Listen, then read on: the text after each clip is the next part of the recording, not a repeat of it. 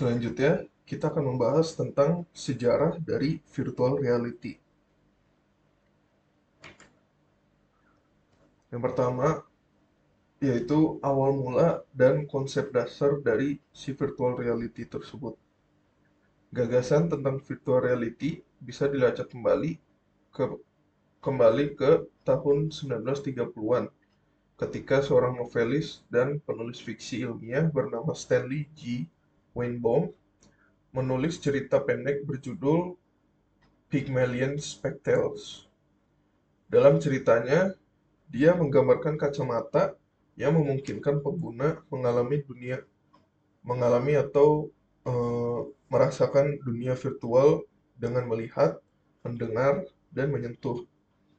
Meskipun pada saat itu hanyalah sebuah fiksi, ide tersebut menanamkan benih untuk perkembangan teknologi VR di masa depan.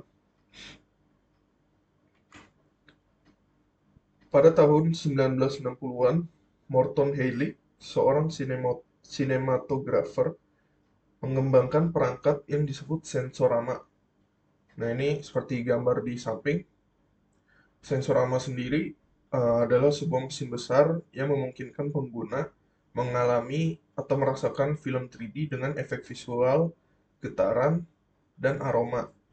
Meskipun tidak sepenuhnya VR seperti yang kita kenal sekarang, Sensorama adalah salah satu upaya utama untuk menciptakan pengalaman yang imersif.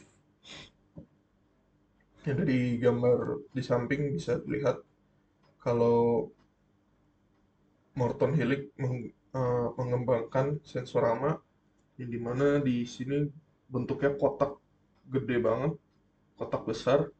Mungkin di dalamnya itu ada komponen-komponen untuk menciptakan efek suara, getaran, dan apalagi aroma yang di mana untuk sekarang di zaman sekarang belum belum belum universal kalau VR itu bisa mencium aroma juga. Nah, itu belum diterapkan. Mungkin nanti di masa depan bisa bisa jadi bisa merasakan, bisa mencium, bisa memegang benda, mungkin nanti masa depan. Perkembangan teknologi VR pada tahun 1960-an dan 1970-an.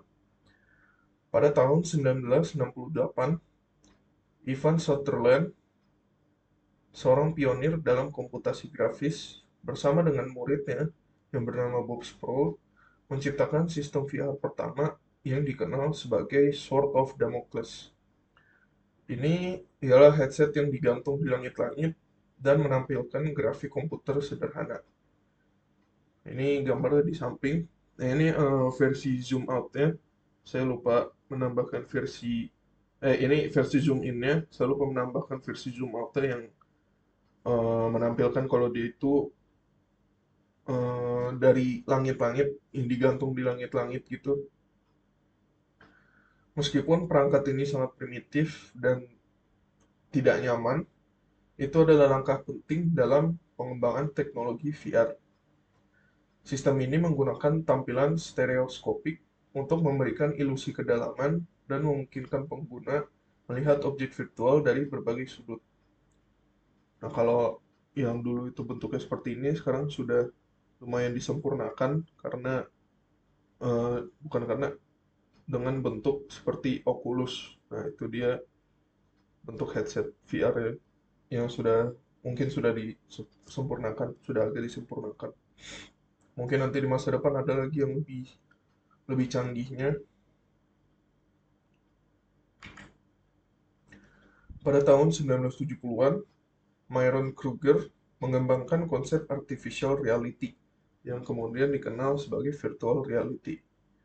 Ia menciptakan berbagai lingkungan interaktif yang disebut dengan video plays, di mana pengguna bisa berinteraksi dengan objek digital yang ditampilkan di layar. Nah, proyek-proyek ini menggunakan sensor untuk melacak gerakan pengguna dan memungkinkan interaksi dengan dunia virtual. Nah, kalau sekarang mungkin bentukannya seperti seperti apa namanya? bentukannya seperti controllernya.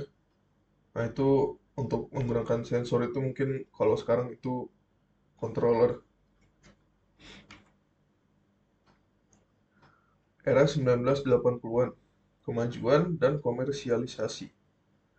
Era 1980-an, dengan melihat kemajuan signifikan dalam teknologi VR, Jaron Lanier, seorang pionir dalam VR, mendirikan perusahaan VPL Research pada tahun 1985. VPL Research adalah perusahaan pertama yang menjual produk VR, termasuk data glove dan iPhone. iPhone bukan iPhone, tapi iPhone, handphone mata. Data glove ialah sarung tangan yang dilengkapi dengan sensor untuk melacak gerakan tangan. Sementara iPhone adalah headset yang menampilkan grafik 3D. Lanier adalah salah satu orang pertama yang mempopulerkan istilah dari virtual reality. Nah, kalau data glove sekarang sudah disempurnakan juga itu untuk sebagai controller, penggantinya controller juga, bukan pengganti sih. Controller jenis-jenis controller itu ada data glove zaman dulu, kalau sekarang itu namanya apa ya? Sarung tangan sesuatu.